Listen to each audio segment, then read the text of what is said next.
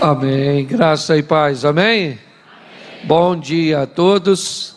Para mim é um prazer muito grande. O bispo é alguém muito especial. Estava ali, nós estávamos conversando e é um refrigério muito grande ouvi-lo e poder ter uma conexão com esse ministério tão abençoado que é a Comunidade das Nações.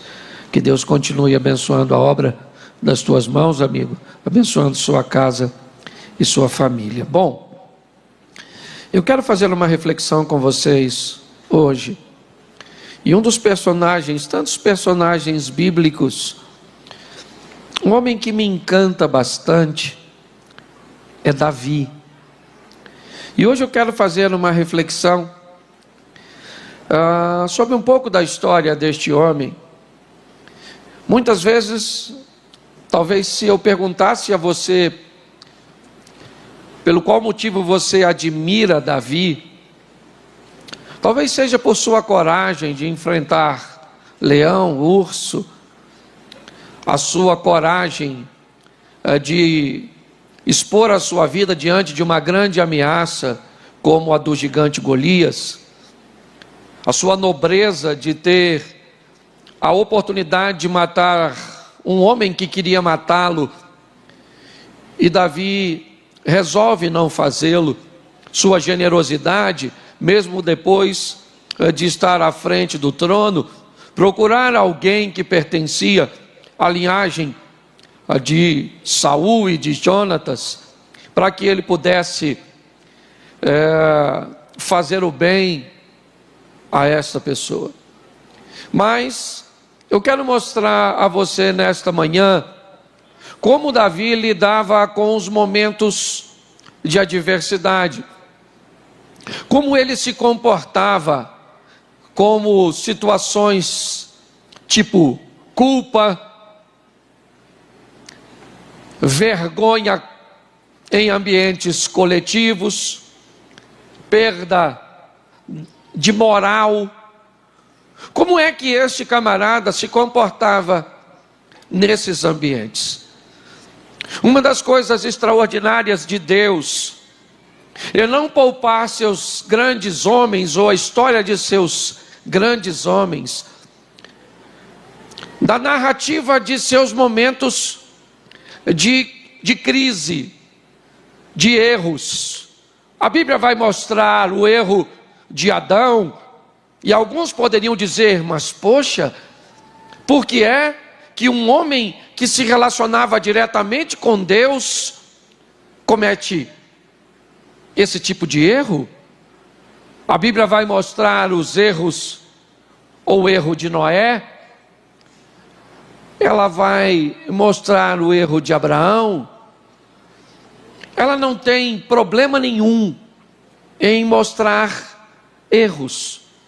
Eu acho que a grande lição é entendermos o que essas pessoas fizeram com os erros que cometeram.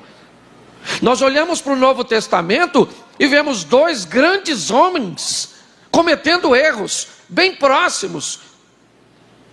Judas e Pedro, os dois sentavam à mesa, os dois tinham muita intimidade.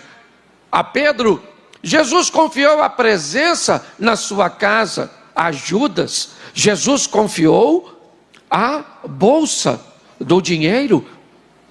Estava com ele.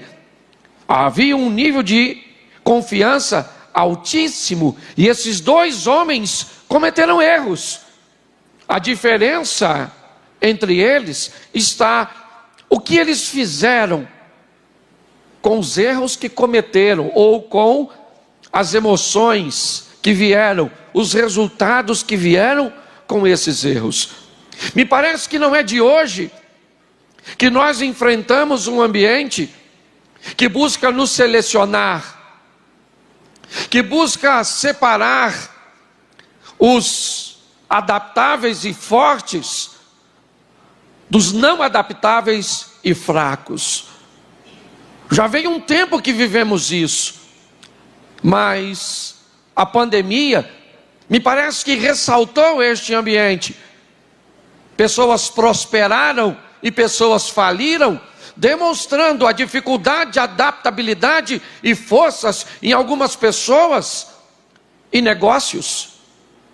Casamentos se fortaleceram, famílias se estruturaram, divórcios aconteceram, e isso mostrou quais as famílias estavam aptas e fortes o suficiente para sobreviver e se adaptar a esse novo modelo, ou novo normal, ou nova realidade. Pessoas procuraram Deus, se fortaleceram com Deus, estabeleceram sua fé, e outras pessoas se desviaram, se distanciaram e mostraram que não estavam prontas para se adaptar a esse novo ambiente de comunicação à distância, de isolamento social. Nós estamos sendo, me parece que, expostos a um ambiente cujo qual deseja nos fazer crescer. Lutamos, estamos num ambiente econômico, estamos num novo sistema de governo que vem testar também as nossas habilidades de adaptabilidade e de força para rompermos. Porque eu não sei se você reparou, mas todas as propostas e promessas para o Apocalipse, ou do Apocalipse, são apenas para uma classe de pessoas: os vencedores.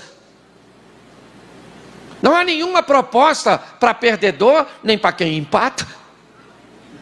Ao que vencer será vestido, ao que vencer receberá uma pedra, ao que vencer será feito coluna, ao que vencer, ao que vencer, ao que vencer, ao que vencer. Ou seja, a Bíblia está dizendo, não tem outra opção. Ou você vence, ou torce para o Vasco. Ok? Não aplaude não, tá? Deve ter vascaíno aí, ok? É só uma brincadeira de flamenguista. Tá certo? Então você não tem outra, pastor, a vida está muito difícil. Sempre teve. Sempre teve. Para quem? Para todos. Não existe um complô no inferno contra você. Quem é você na fila do pão?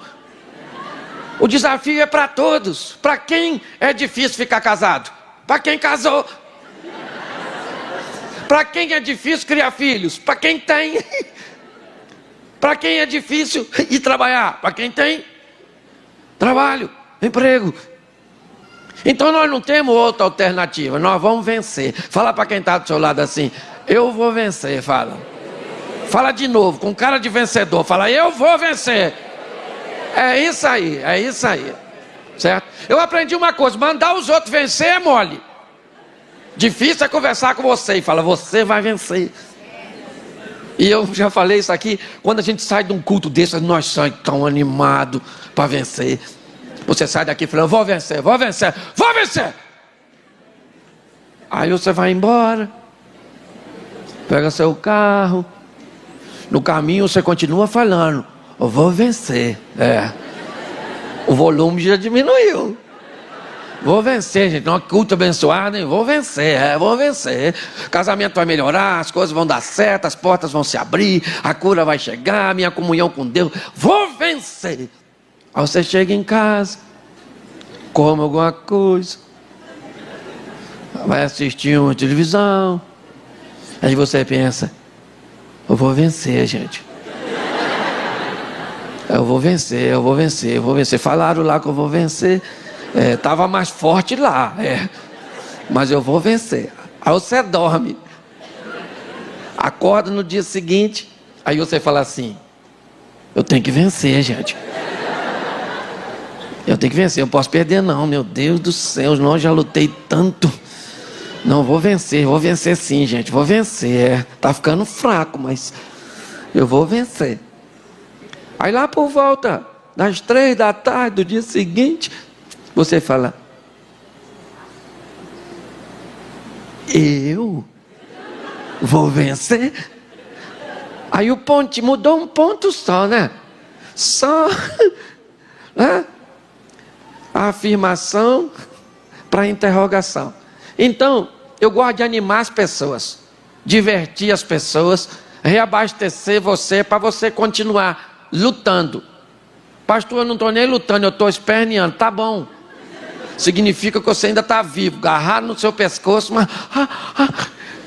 É isso aí, você não vai morrer não. Pelo menos antes de ganhar. Pastor, então eu não quero nem ganhar, porque se eu ganhar eu posso morrer? Pode. Tá afim? Não. Então é melhor continuar lutando. Então eu vou te mostrar a história desse cara. Primeiro, rapidinho aí, que eu acredito que a maioria de vocês conhece a história do cara que matou o gigante. Ficou famosérrimo por isso. Tá certo? Esse feito do Davi. Davi está lá apacentando as ovelhinhas dele, quando Deus resolve relacionar o nome dele com o nome de Davi. É importante entendermos que essa ideia foi de Deus e não de Davi. Isso não é difícil explicar, porque a Bíblia diz que nós não escolhemos Deus, foi Deus que nos... Isso. Pastor, mas eu não queria ser escolhido. Pois é. Mas ele resolveu te escolher. Eu não quero, então vá para o inferno. Tá afim? Então é melhor ficar com essas escolhas. Ele foi lá e falou, eu gostei daquele garoto lá, do Davi. Vou fazer dele o novo rei. Não avisou ele, porque Deus tem a mania de fazer isso. Escolhe a gente e não avisa. Às vezes ele fala com os outros. Você já foi num lugar profético que alguém diz, Deus tem um plano contigo. Então por que não fala comigo? Para que usar terceiro? É um modelo que às vezes ele utiliza. E Deus falou, vai lá e Samuel, unge Davi e deixa o restante comigo, que está tudo certinho. Eu escolhi, vou botar meu nome sobre esse camarada e ele vai ser alguém próspero, vencedor. Pois é, isso é muito legal, gente, quando nós olhamos por esse lado. Porém, tem uma coisa que precisa ser observada nesse ambiente. Quando Deus resolve colocar o nome dele sobre o nosso, um nível altíssimo de responsabilidade é requerida de nós. Se você quer o bônus, tem que querer o ônus. E se não quiser, vai ter que arcar com ele. Entendeu? Então, Deus falou, eu vou botar o nome sobre você. Quem você é? O filho mais novo. Quem você é? Um pastorzinho de ovelhas. Onde você pode chegar? Não muito longe, mas eu vou entrar na sua vida e vou dar a você o que ninguém pode dar. É isso que Deus está dizendo para Davi. Só tem o seguinte, junto com você vai o meu nome. E aí, meu irmão, pensa num cara que prosperou.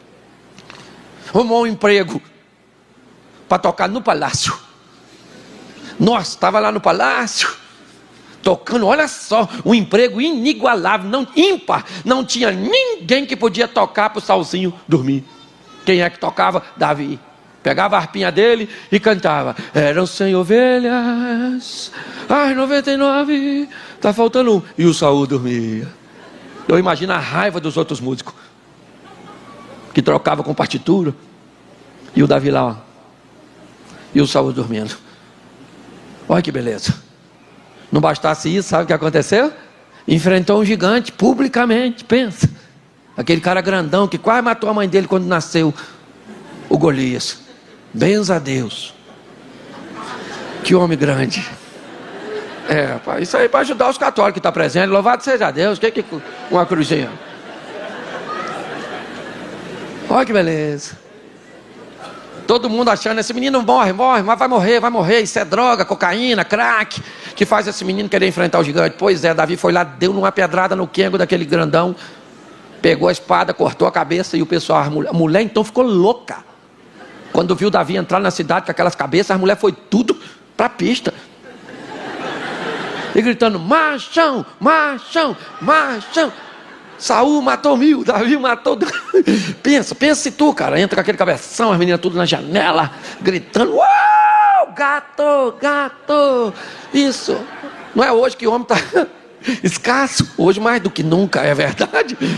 Se a senhora tem um homem que procura a senhora 3, 4 vezes por semana, nem conta para os outros, guarda. Porque esse tipo de homem já não fabrica há alguns anos, modelo ultrapassado, entendeu? É vintage. Quem procura um homem hoje, esse dia uma moça falou comigo, pastor, eu quero um homem bonito, honesto, rico, fiel, romântico. Falei, menino, se você achar um homem, você apanha, o resto você ensina. Porque está tão difícil. Não é? Ué, mas é verdade. Escute só, está ele entrando, vivendo um momento mágico. Poxa, preste atenção. Tocava, pensa um garoto novo tocando no palácio. Pensa, a lirazinha dele, David Clapton, o cara fantástico. E agora quem ele é? Um herói nacional, matou gigante, maneiro, sim ou não? Fantástico, está sobressaindo, está indo bem, o cara vai bem. Mas a verdadeira ciência na vida de um indivíduo vai ser testada quando ele está perdendo. Quando a crise chega, quando o problema se instaura, quando as coisas viram o contrário. Eu costumo dizer que não precisa de muita ciência para vencer não, mas para perder, meu filho. Porque quando nós estamos perdendo, dá vontade de morrer.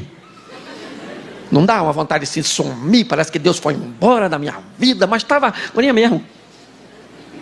Mas só a primeira briga aparecer, aí você recebe um diagnóstico ruim, aí você é demitido, aí acontece alguma coisa que muita gente não sabe lidar, e é sobre esse ponto que eu quero olhar com você, com esse cara que para mim é fantástico. Então você abre a sua Bíblia aí rapidinho, vai ser com anestesia, quando você vê, acabou.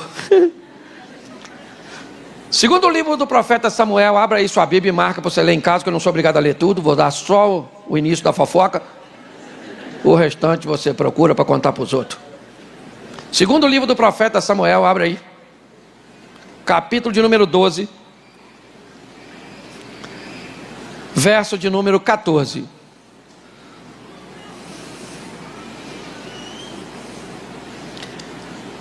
Posso ouvir um amém? Deixa eu ver se o texto está aqui. Está por ali? Vamos lá.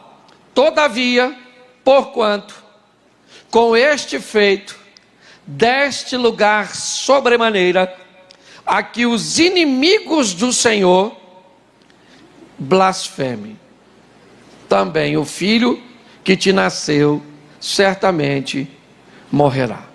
Preste atenção em mim, no início desse texto. O que Deus está conversando com Davi, através do profeta Natã. Deus está com um problema sério a tratar com Davi, porque as pessoas estão falando mal de Deus, por causa dele. No primeiro livro do profeta Samuel, no capítulo de número 16, Deus resolve colocar seu nome sobre Davi, e Davi vai viver o que não viveria, se Deus não estivesse na vida dele. Ele vai vencer batalhas que ele não venceria, ele vai frequentar lugares que ele não frequentaria, ele vai se conectar às pessoas que ele não iria se conectar. Mas agora Davi jogou fora isso. Segundo Deus, as pessoas estão falando mal dele por causa de Davi.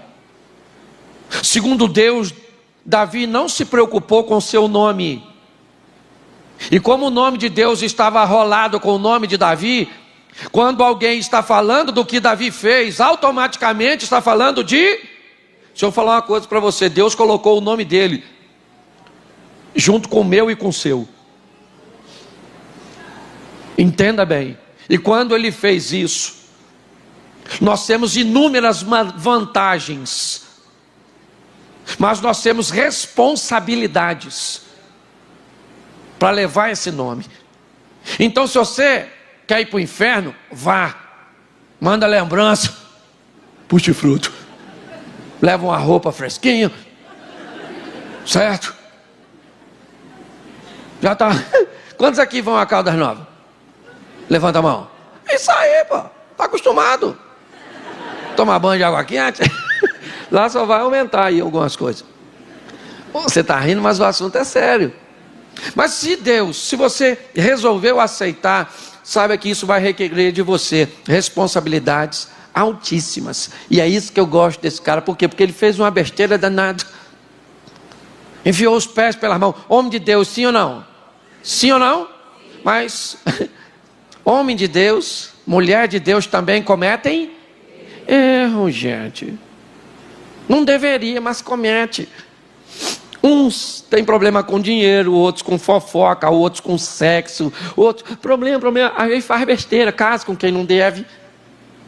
Às vezes, eu costumo dizer, já falei isso aqui, não existe pessoa errada, todo mundo certo, é certo. Às vezes a pessoa está no lugar errado na sua vida. Tem gente que é certinho para estar num divã de um psicanalista, num consultório psiquiatra. Mas onde essa pessoa está? Na sua certidão de casamento. E a pessoa certa no lugar errado. Então, você vai errar. Não deveria errar em áreas tão cruciais. Então, mantenha-se vigilante para você cometer erros em áreas que não te causam tantos danos. Entendeu? Por exemplo, o casamento não é área para se errar. Por quê? Porque é morte. Até que a morte. Então vai demorar. Então eu acho melhor você errar o sal na comida. Erra o caminho que o ex te bota de novo. Mas não erra o cônjuge não, poxa. Porque olha, é ruim de consertar. Casamento não tem rota de fuga. E nem saída de emergência. Casou. Olha a opção que ruim. Você aceita ela ou a morte. Morte feminino, masculino, o que é morte? Nem sei mais. Eu acho que é feminino, né? Por isso que é a morte. Então, qual mulher é melhor? A sua ou a morte? A sua, né? Fica com ela mesmo, foi o que deu para arrumar. Eu não... Também não dava nada para arrumar de tão bom para o senhor, porque o senhor não tem requisito para isso, e nem a senhora. Foi o que deu. Deus abriu a porta, foi isso que passou.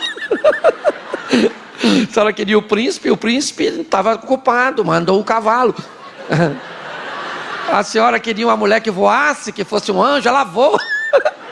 Mas é de vassoura. Então, entenda bem. Olha só, aprenda, vamos aqui rapidinho. Eu preciso voltar para o texto, que às vezes eu brinco, mas eu tenho que voltar.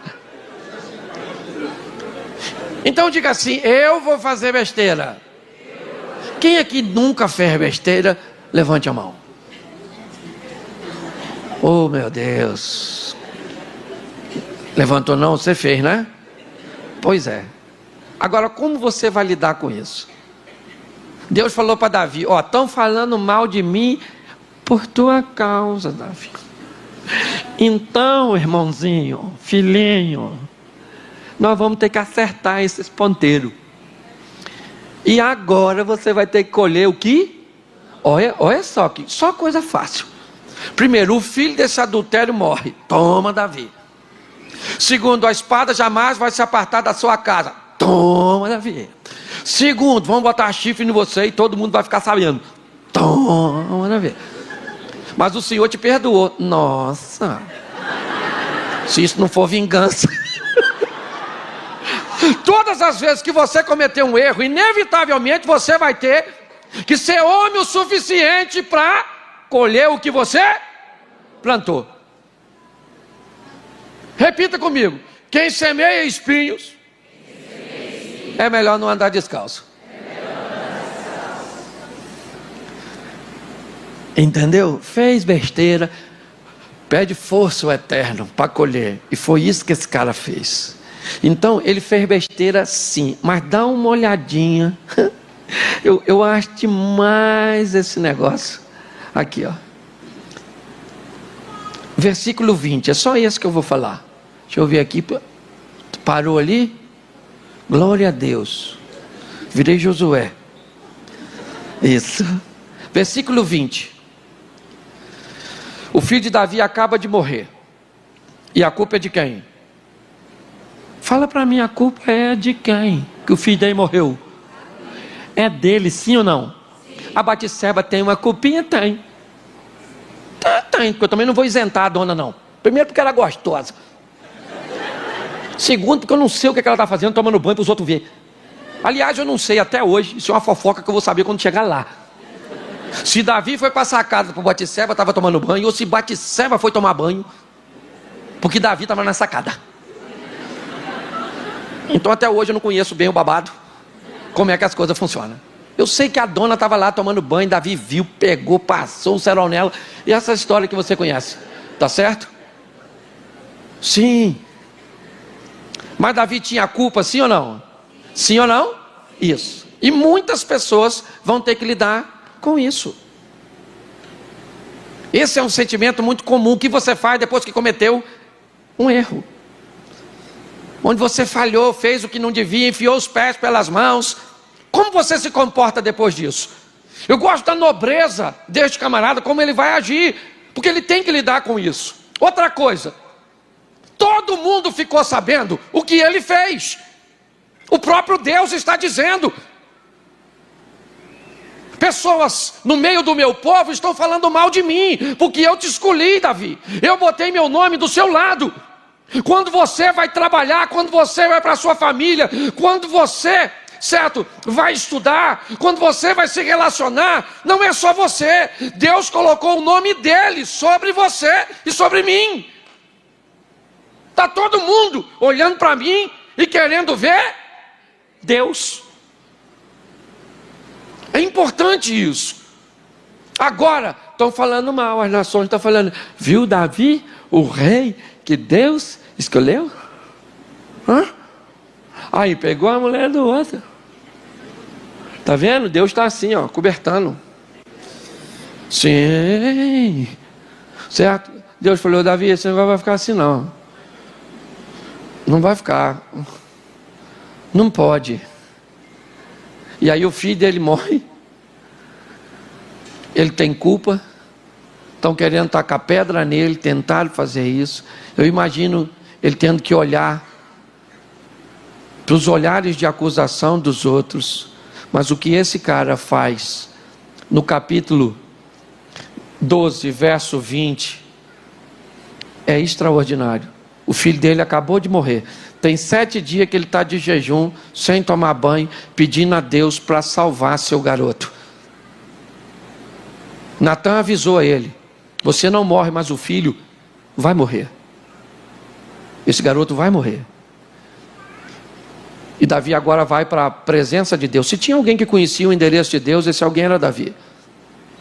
E ele vai falar, Senhor, salva meu menino, cura meu menino, deixa meu menino morrer. Não, Senhor, olha meu menino, cura meu menino, deixa meu menino morrer. Senhor, Senhor, tem misericórdia, Senhor, tem misericórdia. Senhor, olha, eu matei leão, eu matei urso, eu enfrentei o gigante, eu enfrentei Saul, eu enfrentei tantas coisas, Senhor. Senhor, a minha espada, a minha lança, a minha estratégia, meus valentes, ninguém pode fazer nada. Senhor, só o Senhor pode fazer. Senhor, estende a sua mão para mim, me acolhe, Senhor, entra com providência a meu respeito, salva meu pai, salva minha mãe, salva meu casamento, salva meus filhos. Senhor, Senhor, não me deixa perder um emprego, não deixa a minha empresa falir. Senhor, que esse teste desses exames venha a dar o oposto do que aparentemente ele quer dizer. Senhor, me ajuda. No 7º dia a criança morreu. 7º dia, o que Davi pediu não surtiu efeito. Talvez pela primeira vez Davi vai ter que enfrentar um resultado tão adverso. Ele que estava acostumado a sair dos ambientes de batalha como campeão, como vitorioso, ele que estava acostumado a passar pelos lugares e ser admirado, respeitado pelas pessoas, porque venceu o gigante, porque toca no palácio do rei, ou porque se tornou o próprio rei. Agora não. Agora chegou o momento de dor. Agora chegou o momento de crise. E quando ele recebe a notícia de que o menino morreu, ele toma algumas decisões. Eu acho que isso vale a pena você anotar. Verso 20. Se levantou da terra. Repita comigo, se levantou. A Bíblia diz, levanta e ponte de pé, porque Deus quer falar contigo. Abraão, sai da tenda, fica em pé, olha para cima e conta essas estrelas. Vamos lá, levanta. Elias, levanta meu filho, come, bebe, porque longa é a sua caminhada. Porque eu não sei o que você está vivendo, mas Deus está dizendo para você nessa manhã, ainda que você tenha todos os motivos para ficar prostrado e prostrada, levanta e se põe de pé, porque eu sou contigo. É assim que funciona. Às vezes você tem todos os motivos para ficar prostrado. Por quê? Porque você é culpado do que aconteceu. Por que sua mulher foi embora? Porque você é culpado. Por que seus filhos são desse jeito? Porque você é culpado. A culpa talvez seja uma excelente desculpa para a derrota se estabelecer na sua vida. Então, por mais que seja desafiador, aprenda a lidar com seus erros. Você é falho, mas a sua história não termina nesse erro. Porque Jesus disse: eu estarei convosco todos os dias, inclusive nos dias que você errar. Ele vai estar lá. Não para te apoiar, não é isso, mas para te fortalecer, para que você consiga respirar. Então levante. Ponha-se de pé diante dessa situação. Talvez não seja tão fácil. Davi levanta. Tem 7 dias que ele não come e não toma banho. Eu gosto disso, ele toma um banho. Toma banho. E troca de roupa. Por quê? Porque estava com cheiro ruim, gente. O cheiro da derrota. Tem gente até que levanta, mas não toma banho não. Aí fica com aquela linhaca da derrota anterior. Levanta com a mente pessimista, sabe? Aí o casamento dele acabou, porque às vezes acaba, ele não gostaria que acabasse. Você sabe o que eu penso sobre divórcio? Para mim, casamento é um negócio muito sério, mas sério, muito sério. Mas às vezes eu olho, tem casamento, eu falo: meu Deus do céu. E aí agora, o que você vai fazer? Vai morrer para sempre sozinha? Não. Descobre o que acabou com o anterior. Melhora o seu nível de escolha. E procura a próxima vítima. Alguém que agora você vai... Porque presta atenção, esse dia o cara casou, estava falando que ia separar de uma mulher, um casal. Aí eu perguntei à mulher, fui conversar com a dona. Ela falou: pastor, ela já é, ou melhor, eu sou a 3ª esposa dele. Falei: nossa, você já sabia que a senhora assim era a 3ª? Sabia, pastor. Eu falei: minha filha, pensa se eu convidasse você para ir daqui para Anápolis comigo. E eu falasse para você: vamos lá comigo em Anápolis, de carona comigo. A primeira vez que eu fui, menino, tem 3 anos. Rapaz, o carro saiu da pista porque um pneu estourou. Bati numa árvore, mas graças a Deus só quebrei o braço. Mas há 3 meses atrás eu fui lá de novo, menino. Numa curva, entrei e capotei. E agora eu estou querendo ir de novo. Você vai comigo?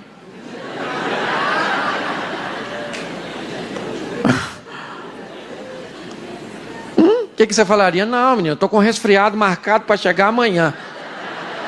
Fortíssimo. Então deixa eu falar uma coisa. Eu não sei a sua experiência de ontem. Eu sei que você tem que tomar um banho, tirar essa coisa ruim de você, essas lembranças negativas. Casou com um homem que não presta, homem nenhum presta. O que é? Só conheceu um, no máximo 2 ou 3. Vai botar todos os homens? Nem tão rodada a senhora está assim?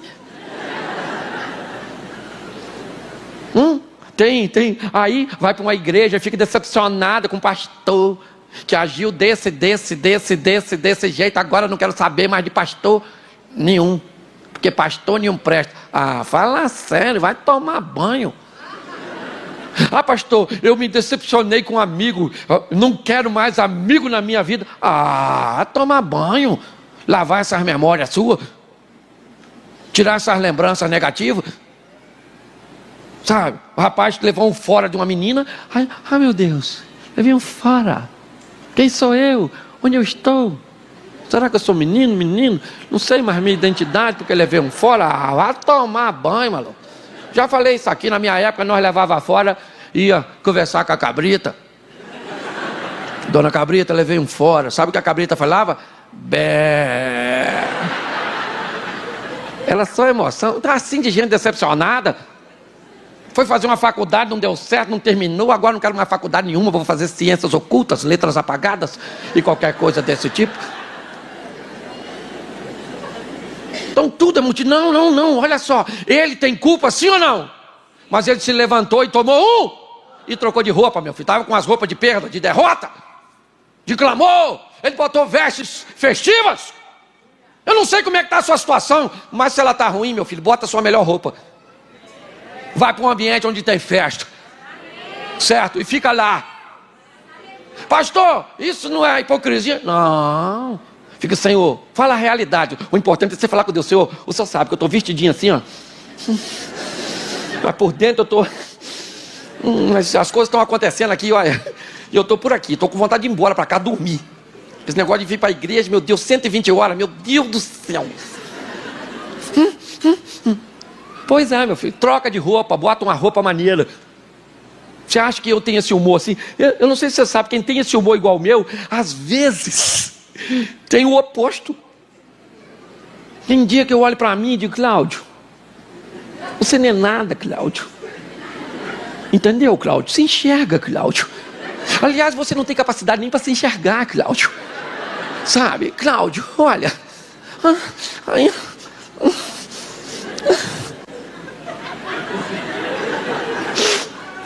eu falo, Senhor, por que o Senhor não volta? Aí eu vou lá e leio, diga-se, pare de pedir a volta, porque grande e terrível será o dia do Senhor. Eu falo, que é isso, Cláudio? Não volta nada, Jesus. Deixa quieto, vamos viver, levanta. Aí eu boto, sabe o que eu faço? Ih, meu irmão, boto minha melhor roupa. Eu vou dar um rolé. Vou conversar com os amigos, vou lá, fico rindo, com vontade de chorar na nada. Quando eu vejo, sabe o que acontece? Passou. Então, se o negócio não está bom, primeiro, você ainda vai conversar com quem está para baixo. Nossa, estou sofrendo. Ah, eu também. Ah, vamos sofrer, vamos. Ah, meu Deus, nossa, meu casamento acabou, o meu está acabando. E o outro vai acabar. Não, rapaz, você tem que pegar e encontrar as pessoas daqui para cima. E aí, como é que tá? Tá tudo bem? Tudo bem! Mas tá bem mesmo? Falou, não pergunta de novo. Entendeu? Tá bem, tá bom, Deus está no controle, louvado. Vamos para uma festinha, é assim que funciona. Porque não adianta entregar os pontos. Presta atenção, o prêmio é só para vencer. Então, vamos embora. É assim que eu vou. Tô ruim, eu tenho uns amigos para me fazer rir. E eu faço os outros rir. Quando eu tô feliz, quando eu não tô, que eu vou chorar, eu chamo o cara que tá feliz. E aí, irmão, conta umas piadas aí, vamos embora. Como é que tá as coisas? Eu tenho uns amigos que tomam umas manguaças. Menino, pensa um negócio engraçado. Esse dia eu vi um cara trocar de mulher com outro. Deu R$300 e umas bebidas. Pensa numa felicidade que eu fiquei olhando aquilo. Falei, meu Deus do céu, sorrindo. Isso aqui é coisa de louco. E eu fui me divertir no ambiente. Então, por favor, vai tomar um banho e trocar de... Está tudo no verso 20. E ele entrou na casa do Senhor e adorou. Olha só, o Davi tomou banho, fala, tomou banho, fala. Trocou de roupa. E tem uma tradução que diz até que ele passou um perfumezinho. E foi para a casa do Senhor e o adorou. Eu gosto disso. Ele foi agradecer? Não, ele não foi agradecer. Senhor, muito obrigado por Senhor ter levado meu filho. Nossa, estou muito satisfeito. O Senhor sabe o que faz. Receba ele aí de braços abertos. Não foi isso. Ele também não foi pedir, porque pedir ele já pediu 7 dias e não deu certo. Senhor, manda meu menino de volta. Não foi. Ele foi falar o quê? Senhor, eu já ganhei tanto nessa vida. E vi que o Senhor estava comigo. E sei que mesmo nesse ambiente onde eu estou perdendo, o Senhor continua comigo. Ainda que a figueira não floresça, ainda que não haja fruto na vide, ainda que o produto da oliveira minta, que não haja gado nos currais, todavia eu me alegrarei e exultarei no Senhor, Deus da minha salvação. Nós temos que ter a nobreza de entender que vai ter momento que você vai perder, mas perca com classe. Vamos lá adorar o Senhor. Por quê? Porque Ele é Deus. Mesmo quando nós estamos perdendo. Mesmo quando as coisas não estão boas. Agora é difícil. Tem que ter muito equilíbrio para fazer isso. E eu gosto porque ele agora vai comer depois de adorar o Senhor. Foi para sua casa e pediu pão. Fala, pediu pão. E tem 7 dias que não come. Deixa o menino comer. Come para as forças voltarem. Por quê? Porque a vida, ela continua. É importante nós entendermos isso. Davi come, e aí as pessoas que estão perto dele dizem: ô, Davi, está traumatizado? Ele disse: não, eu só não tenho mais o que fazer. O que eu tenho que fazer agora é prosseguir a minha vida. Não está legal, não é o que eu queria, é a grande verdade, mas é o que eu estou vivendo no momento. E eu vou viver tudo o que eu tenho que viver, porque eu sei que Deus é comigo. Eu sei que Ele está comigo aqui, e o que eu estou colhendo são apenas resíduos ou respostas daquilo que eu fiz. Ele volta para casa, chama a Batseba, que para mim é uma mulher fantástica, que ela também estava lá, o filho também era dela, ela podia estar traumatizada. E Davi falou para ela: Bate, nosso menino morreu, né, Bate? Ela falou: Davi. Ele falou: nós falamos com Deus aí e não vai voltar não. E ela: Ele disse: vamos fazer outro. Se fossem umas mulheres que eu conheço,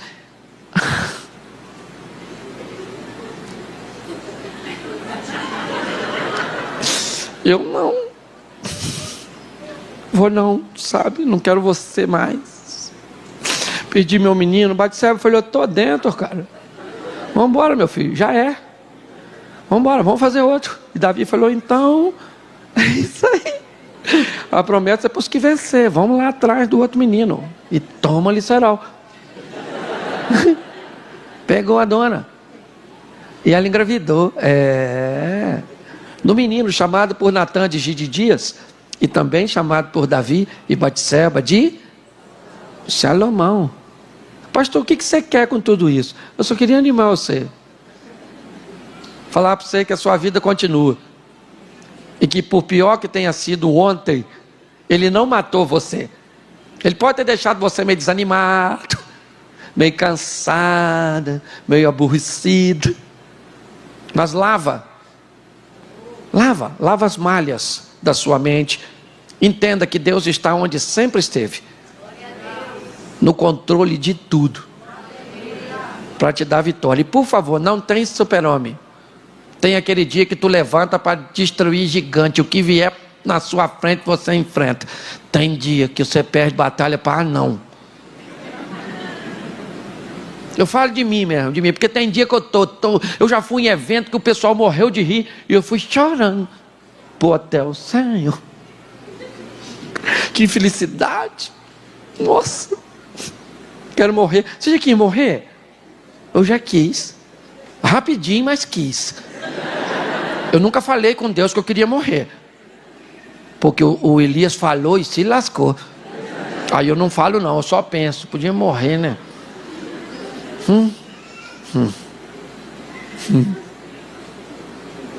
Falar eu não falo não, que Deus fala: vem. Deus tem prazer na morte da gente, eu vou dar mole? Então eu queria só estimular você a ser feliz. Por quê? Porque daqui uns dias você morre. Não vai demorar não, passa tão rápido. Esse dia a senhora era uma garotinha, lembra? Toda em pezinho. Olha para a senhora hoje. Se não tiver um sutiã legal, os dois marcam 6,5. Ô senhor, esse dia desse você era bonitão. Barriguinha de tanquinho, forte, sarado, cabeludo, igual eu. Pois é. Olha hoje pro senhor. Essa barriga do senhor, sua mulher não faz nem amor. É pilates. Certo? Se você olhar no espelho, parece que um ácido. Olha você rindo de você. Esse é meu propósito. É mostrar que você veio nessa vida para ser feliz. Não porque você merece, mas porque Deus é bom. A misericórdia dele dura para sempre. Então pega esse marido da senhora, beija esse. Beija esse sapo. Beija, beija. Pega essa mulher sua, pega esses meninos seus, compra um picolé. Acha o pau picolé aí na estrada. Pensa, segura, beija a boca geladinha. Vai soltar um papagaio, não sei como é que chama aqui, um concurso de menino seu. Vai pegar a sua sogra, certo? E leva pro serpentário. Faz alguma coisa, você está entendendo? Vá se divertir. Por quê? Porque já já alguém vai gritar seu número. O anjo lá fala, 423. Era você aí, ó. Você é. Aí morreu. Nossa, novo. Pois é, a morte é democrática. Vem para todo mundo. Bonito morre, feio morre. Feio morre também, com os bonitos também. Pobre morre, mas rico também morre. Inteligente morre, mas os burros também morrem. Morre todo mundo, inclusive você. Então, pelo menos morra rindo. Pastor, o senhor é doido? Eu sou. Porque não tem outra alternativa, minha filha. Tem sido difícil, mas tem sido bem divertido. Às vezes eu olho para minhas dores e eu sorrio de tudo, de tudo. Minha mulher está até chateada comigo porque eu sorrio. Cláudio, não dá, Cláudio. Eu falo, é isso que eu estou falando, Cláudio. Cláudio, para de rir. Eu vou te matar. Eu digo, meu Deus do céu, que engraçado. E eu vou assim. Eu queria que você ficasse em pé e parasse de rir. Porque o que eu estou falando é sério. Feche seus olhos. Por que escureceu? Nossa. Achei que o inimigo tinha voltado para vocês. Só eu estava aqui na luz. Fala assim, Deus é bom. Ele me ama. Diga, eu vou vencer. É isso aí. O nome dele está junto com o seu. Quando você tiver para colocar seu nome em jogo, pense que o seu nome vai junto com o dele. Feche seus olhos agora.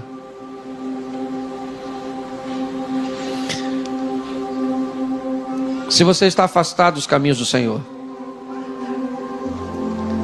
se não é de hoje que Deus está te rondando, colocando pessoas, criando uma maneira de se aproximar de você, talvez você não entende muito bem, é apenas o início de um relacionamento. Mas se você tem notado que existe algo dentro de você que interessa a Deus, isso é a sua alma. Então não dá para ter exemplos ruins lá atrás e se afastar dele. Por isso, com muito respeito, eu te pergunto, se essa não é a manhã que Deus preparou para você, para dizer a você, meu filho, aprenda a lidar com as adversidades. Você sempre foi muito habilidoso, muito habilidosa para lidar com as vitórias que eu te dei. Mas na primeira derrota, você vai entregar os pontos. Levanta, lava-se, perfume-se, adore, coma e tente de novo. Porque eu sou contigo.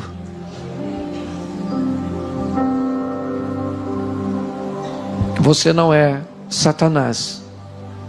Para ele não houve e não há outra chance.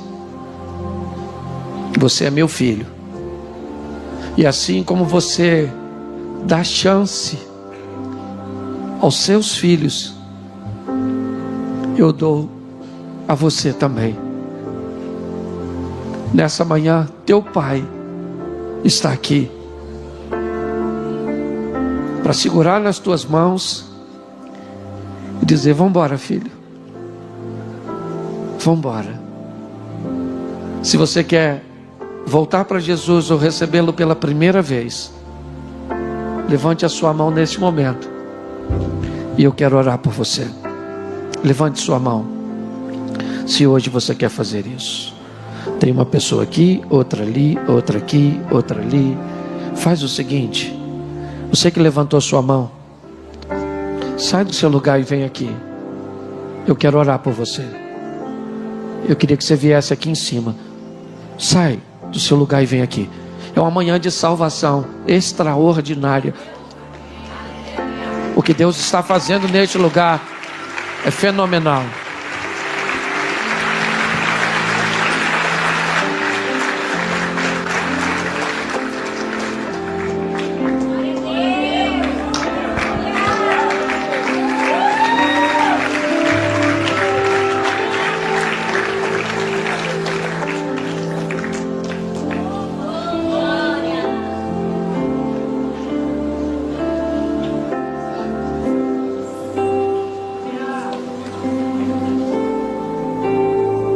Pode vir.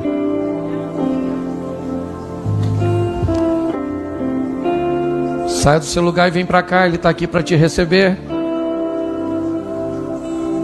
Nenhuma condenação há para aqueles que estão em Cristo Jesus. Ele perdoou você. Essa acusação não é dele. Sai do seu lugar e vem para cá agora. Pastor, eu cometi um erro gravíssimo, eu acabei com o meu relacionamento. Não interessa.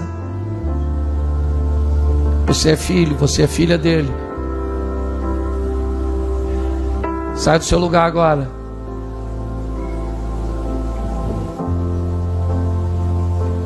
Vem para cá. Ele está aqui para te receber. Vem para cá. Seu Deus está aqui para te receber.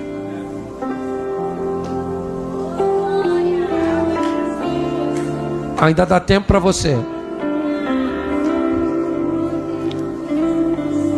Ainda dá tempo para você. Tem mais alguém? Feche os olhos, igreja. Pai, em nome de Jesus, ninguém aqui vai ficar para trás. Que todas as barreiras, que toda a contenção montada pelo inimigo, pelas emoções, ó Deus, pelo sentimento de culpa, ninguém hoje fica prostrado neste lugar no erro que cometeu. O Senhor te levanta agora, Ele estende a mão a você agora. Segure na mão dele. Levante-se e venha para cá.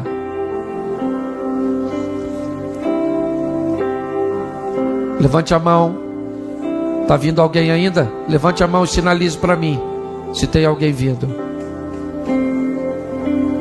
Isso.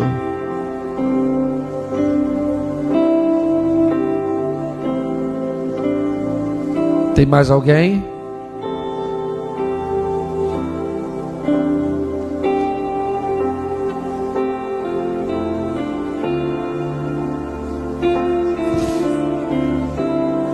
Tem alguém aí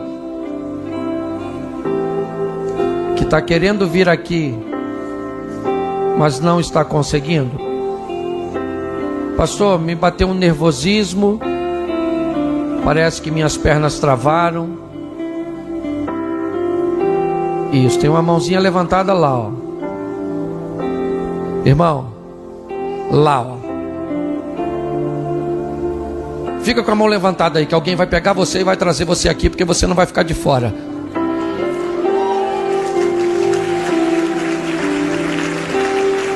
Isso, isso. Pega pela mão aí, segura na mão dela com carinho. Tá vindo mais alguém aqui? Então vem pra cá, é isso aí. Se alguém levantou a mão aí perto de você, pegue a mão dessa pessoa e traga aqui. Vem aqui em cima, pode vir aqui. Vem pra cá, vem pra cá, vem pra cá. Vem pra cá. É isso aí, se é.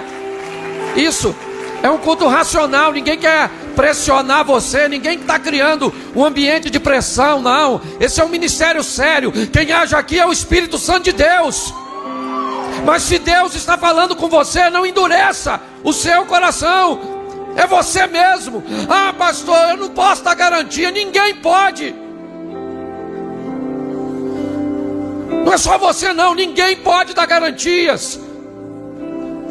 Sem as garantias que você gostaria de ter para dar a Ele, venha do jeito que você está.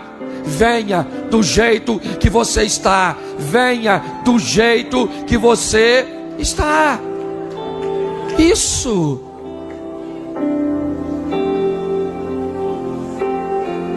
Isso.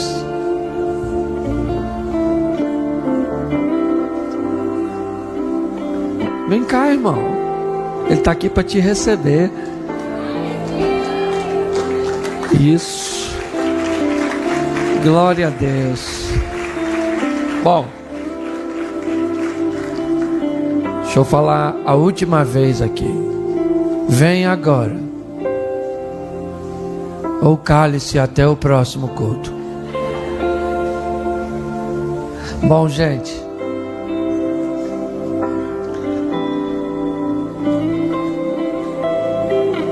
para mim é fantástico. É fantástico olhar para vocês e ver o que Deus tem feito. Fazer parte disso é algo extraordinário. É um presente de Deus para mim. Sua história talvez não seja tão legal como você gostaria que fosse. Talvez você tenha vergonha de alguns episódios dela. Mas Deus te trouxe aqui para mudar a história, para cuidar de você, porque Ele é seu Pai. A carta à igreja de Roma, aos romanos, e separei ela de uma forma muito simples, só para pincelar para você olhar mais de perto em casa. O capítulo 1, o verso 5, diz assim: tendo sido, pois, justificados pela fé, temos paz com Deus por nosso Senhor Jesus Cristo. Coloca na tela Romanos 5:10. Porque se nós, sendo inimigos, fomos reconciliados com Deus. Preste atenção aqui. Segundo a Bíblia, e é muito importante olharmos isso. Eu estava hoje conversando com um grupo e eu disse para eles: se vamos discutir um assunto, é importante entendermos sob qual ótica, sob qual prisma, certo? Nós vamos discutir. Aqui nós estamos numa igreja, então o padrão é a Bíblia. Então o que a Bíblia me diz, o que ela me orienta, é que o pecado me tornou um inimigo de Deus. O pecado criou uma separação, e com ele eu estou impedido de acessar a Deus. Eu não tenho condições de fazer isso. Não há dinheiro no mundo, não há ninguém que possa me tornar amigo de Deus. Então o verso 1 do capítulo 5, ele diz: temos paz com Deus. O texto quer nos dizer que o inimigo deixa de ser inimigo, que o adversário agora não é mais adversário, que o problema agora ele está sanado, a dívida foi quitada. O apóstolo Paulo está dizendo algo muito precioso. A fé em Cristo Jesus faz com que o pecador deixe de ser inimigo de Deus e passe a lhe ser amigo, passe a lhe ser filho. Essa é a exposição que a Bíblia está tentando nos oferecer. E mais do que isso, coloca Atos 4:12. Atos 4, verso 12. Eu vou usar bastante, tem um texto que eu não dei para vocês aí. Bom, em nenhum outro há salvação, porque também debaixo do céu, em nenhum outro nome há dado entre os homens pelo qual devamos ser salvos. Esse é um texto que diz que só existe um, segundo a Bíblia, ok? Segundo a Bíblia. Você quer dizer que alguém vai reencarnar, vai nascer de novo e vai buscar, né, a perfeição? Beleza, isso não é Bíblia, não é isso que nós usamos por base aqui. Eu preciso só que dê uma olhadinha na criança, tá certo? Então, olhe bem, em nenhum outro há salvação, só em Jesus Cristo. Quando eu consigo entender isso, eu já vou eliminando todas as outras possibilidades. E ele faz questão de dizer: em nenhum outro nome dado entre os homens.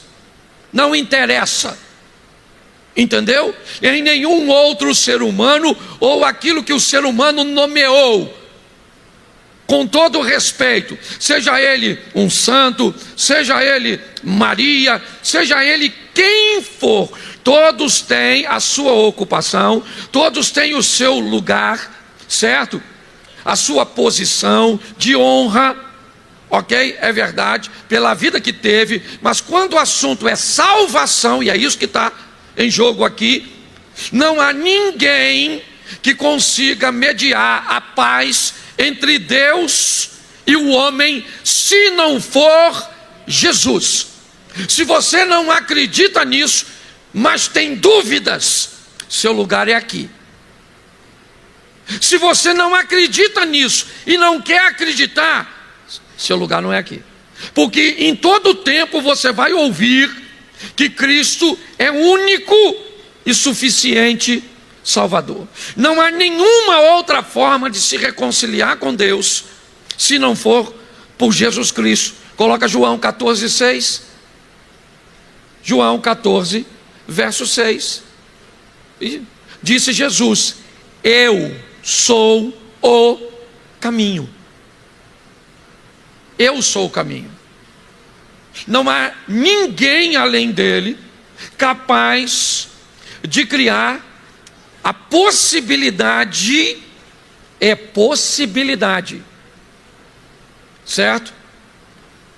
De termos um encontro com Deus.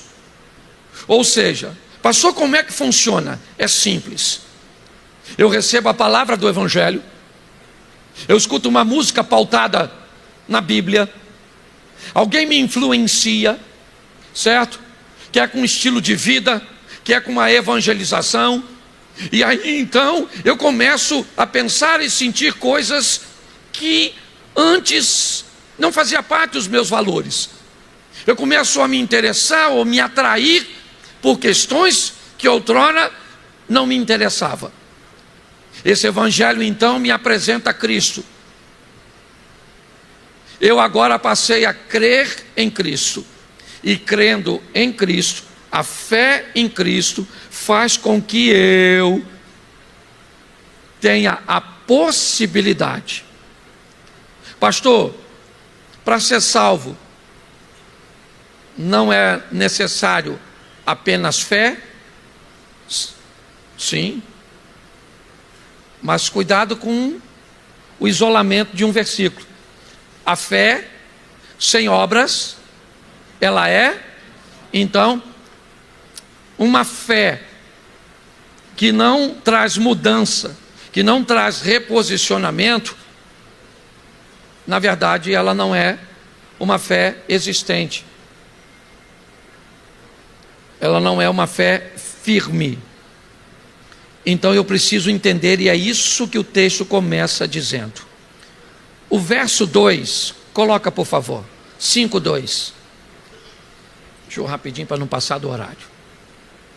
Pelo qual também temos entrada pela fé a esta graça, na qual estamos firmes e nos gloriamos na esperança da glória de Deus. Esse é um problema sério, crente. Se gloriar na esperança da glória de Deus. Você precisa fazer isso com muito cuidado, com muita discrição. Por quê? Porque pela fé acessamos a graça. E graça é um favor que não se merece. Entendeu? Quando a Bíblia diz que eu não tenho tempo, estamos firmes. Não estamos firmes porque nós somos firmes e constantes. Não. Estamos firmes porque a graça de Deus permanece firme e constante. A nossa segurança não está em nós, está em Cristo. Ok? A firmeza ali, quando o texto diz que na qual nós estamos firmes, a firmeza para nos salvar não está em nós. Porque no que depender de nós, nós não merecemos. E a palavra graça ali, porque língua portuguesa tem disso. Me ajude aí com a palavra graça. Nós somos salvos mas a salvação não é. Eu queria saber qual a sua. Queria dizer que hoje você está uma. Queria perguntar o que você está achando. Uma palavra só. Língua portuguesa tem disso. Certo? Então, o sentido de graça é favor que não se merece. E quando você começa a dizer para alguém, seja quem for, que conhece você de perto. Por quê? Porque a grandeza da vida com Deus não está em tratarmos bem os estranhos. Não. Aliás, isso é quase universal. Tratamos muito bem os estranhos. A nossa educação para as pessoas cujas quais nós não conhecemos, nós não lidamos no dia a dia, normalmente é bem exemplar. O difícil é sermos educados com as pessoas que vivemos todos os dias. Então qual é o problema? O problema é que provavelmente se eu disser para você que eu me glorio de saber que meu nome está escrito no livro da vida, você vai falar, legal. Mas se eu falar isso para meus irmãos, se eu falar isso para minha esposa, será que ela também compartilha da mesma visão, me conhecendo no íntimo, sabendo quem eu sou de verdade? O texto ele está dizendo, nós temos entrada no reino de Deus pela fé. Ela é o ticket. E o preço? Quem pagou fui eu? Não, foi a graça. E para que eu não me perca, a graça permanece firme. E eu tenho que ter cuidado, porque a esperança da glória de Deus é algo extraordinário. Mas quando eu digo para as pessoas que eu estou salvo e dou a entender que elas não estão, provavelmente isso é um grande incômodo, porque elas vão descobrir que você não merece. Você acha que você merece? Mas mesmo não merecendo, a graça, que é um favor que não se merece, entra em cena. O verso 3, o tempo é curto, aliás ele é 3, 4 e 5.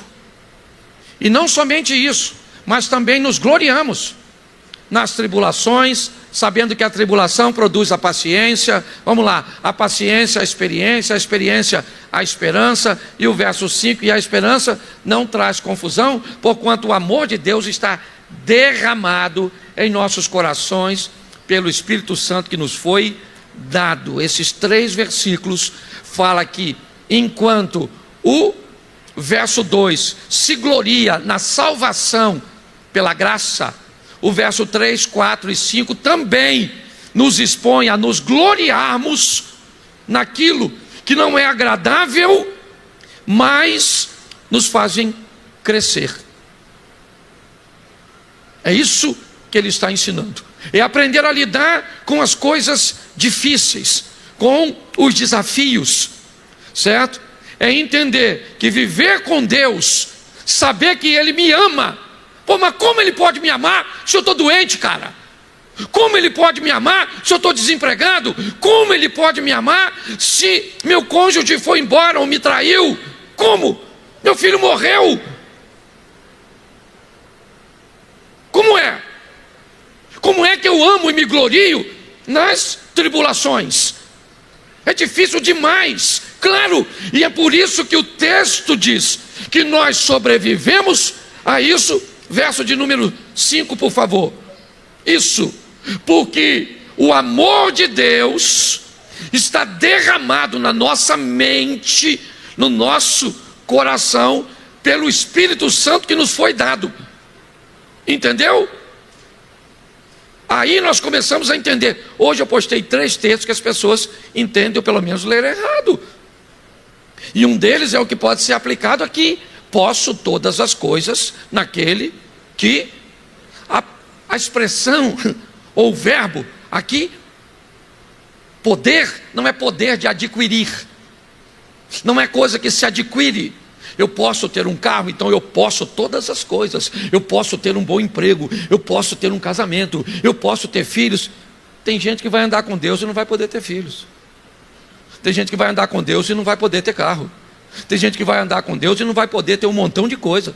Então cuidado com essa leitura descabida. O texto, na verdade, a questão do posso, quer dizer suporto. Eu posso viver com isso e sem isso. É isso que o texto está dizendo. Eu sei viver com amigo, eu sei viver sem amigo, eu sei viver com dinheiro, eu sei viver sem dinheiro, eu sei viver com saúde, eu sei viver, certo, com doença, eu sei viver de qualquer maneira. E eu só sei por quê? Porque tem uma coisa chamada Espírito Santo, e esse Espírito Santo que me foi dado por Jesus, eu vou, mas não vos deixarei órfãos, eu vou ministrar ele sobre vocês, e quando ele vier, o amor de Deus vai ser derramado no seu coração. E aí não interessa o que você enfrente. Você vai estar chorando num túmulo porque está enterrando um ente querido, mas você sabe que Deus te ama. Você não tem dúvida disso. É isso. Ele está preparando pessoas fortes. Então é por isso que ele termina dizendo: a experiência produz a esperança, e a esperança não traz consigo confusão. Ele continua. É um texto duro, é verdade, mas muito esclarecedor. Verso 6.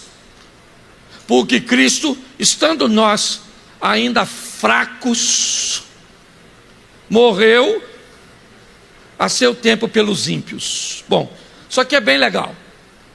O Jesus morreu para salvar o Papa. Sim ou não? Os padres, os pastores, os ministros do STF. Ele morreu para salvar a turma do Hamas, do Hezbollah, os traficantes. Ele morreu para salvar todos os ímpios, enquanto os ímpios ainda estavam fracos. Isso é uma das coisas que mais me sustenta no caminho do Senhor ao longo de todos os tempos. Todas as vezes que eu me deparo com esse texto é um dos que mais firma meus pés, por causa da pergunta que vai ser feita agora no verso 7. Na verdade é uma afirmaçãozinha, não tem nenhum. Porque apenas alguém morrerá por um justo. É basicamente uma afirmação. Por quê? Porque ele termina dizendo: pois poderá ser que pelo bom alguém ouse morrer.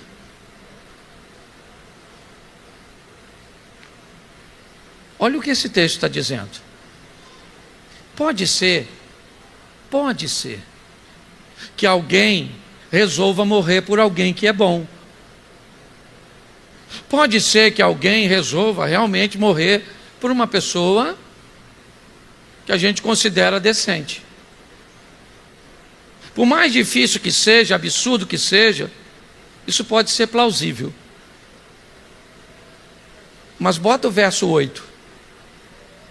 Mas Deus prova o seu amor para conosco, em que Cristo morreu por nós, sem garantia nenhuma.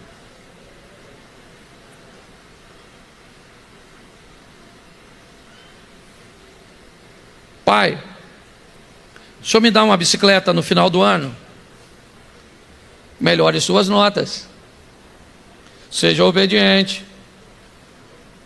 Dependendo de como você se comporte, papai pode te levar para viajar, papai pode trocar seu game, eu posso fazer isso, posso fazer aquilo, mas tudo vai depender de como você vai se comportar. Se comporte primeiro e eu te dou depois. O texto diz que Deus prova, como se precisasse provar. Talvez alguém queira a prova do amor de Deus para conosco, em que Cristo morreu por nós, sendo nós ainda pecadores.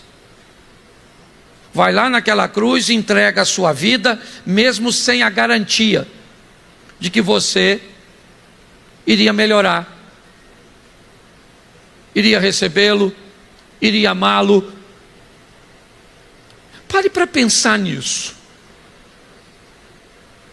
Isso é uma mensagem bíblica muito profunda, de um Deus que sabe que a gente mente, sabe que muitos de nós visitam pornografia, muitos de nós não pagam, muitos de nós tratam mal seus cônjuges, muitos de nós têm um relacionamento, certo, extraconjugal, muitos de nós não entregamos dízimos, muitos de nós cobramos dos outros aquilo que não fazemos, muitos de nós estamos bem distantes e não temos nem prazo, nem pensamento de nos aproximarmos. E o texto diz que Jesus resolve morrer por essas pessoas. Todas as vezes que eu me deparo com algo de errado que eu faço, eu fico pensando se eu amaria alguém como eu, a ponto de entregar a minha vida por ele. Isso faz com que eu lute todos os dias para me tornar alguém melhor. E confesso a você que o melhor que eu consegui chegar até hoje, no melhor de mim, é descobrir que sou incapaz de julgar qualquer outra pessoa se nesse momento Jesus me perguntar: se não tiver pecado, atire a primeira pedra. Descobri que todas as vezes que alguém está perto de Deus, ele nunca consegue enxergar a vida de ninguém a não ser a sua. Todas as vezes que alguém está perto de Deus, ele enxerga a vida dele. Todas as vezes que alguém está perto de Satanás, ele enxerga a vida de todo mundo, menos a dele. Então o que eu preciso entender é: não existe evangelho sem mudança. Se aceitou Jesus, aceitou. Pastor, eu recebi Jesus como Senhor e Salvador da minha vida. Então beleza. Quais são as primeiras coisas que eu passo a fazer depois que recebi Jesus como Senhor e Salvador da minha vida? Primeiro, eu oro. Se você não ora, não interessa quantas vezes você vem à igreja. Quem aceitou a Cristo, conversa com Ele, e a forma de conversar com Ele é oração. Segundo, se aceitou Jesus, você lê a Bíblia. Nosso manual de fé, né? e prática. Se você não lê a Bíblia, ok? Ah, pastor, eu não consigo ler todo dia. Eu não estou determinando aqui isso. Então você lê a Bíblia, você ora. Então tá bom, bom negócio. Pastor, eu comecei a me preocupar demais com o bem-estar dos outros. Nossa, isso significa que você é um cristão. Já está legal. Pastor, eu não tenho muito não. Eu vou falar para o senhor, uma vez por semana, tem uma família lá no final da rua que eu moro, pastor. Eles são pobres demais. Então, uma vez por semana, pastor, porque eu não posso fazer todo dia. Eu saio para comprar pão. Sabe o que eu faço? Ele tem 3 filhos, ele e a esposa. Então, eu compro 5 pães, pastor. E eu passo lá e deixo os 5 pães naquela casa. Nossa, que sensacional. Significa que você... Ah, pastor, mas será que isso eu não deveria ter o dinheiro para mudar a vida dele? Mas você não tem. Então, enquanto você não tem, você faz por ele o que você pode fazer. Você consegue entender? Quando você começa a olhar para você mesmo, recebi Jesus, beleza, eu já estou orando, está certo. Eu já estou lendo a Bíblia, tá bom. Já me preocupo com a vida do outro. Não quero ver ninguém sofrendo, não quero falar mal de ninguém, não quero criar contenda. Então, beleza. Já consigo fazer alguma coisinha dentro daquilo que eu posso, da minha realidade. Tá certo. Então, agora eu já olho os lugares que eu frequento. Cristo está presente. Eu falei isso esses dias num vídeo meu. Quando eu pedi a minha tia para ir a algum lugar, ela me fazia 2 perguntas. A primeira, Cláudio, o que tem lá? A segunda, o que você quer fazer lá? Essas 2 perguntas me norteavam para saber se aquele lugar eu precisaria ou deveria frequentar.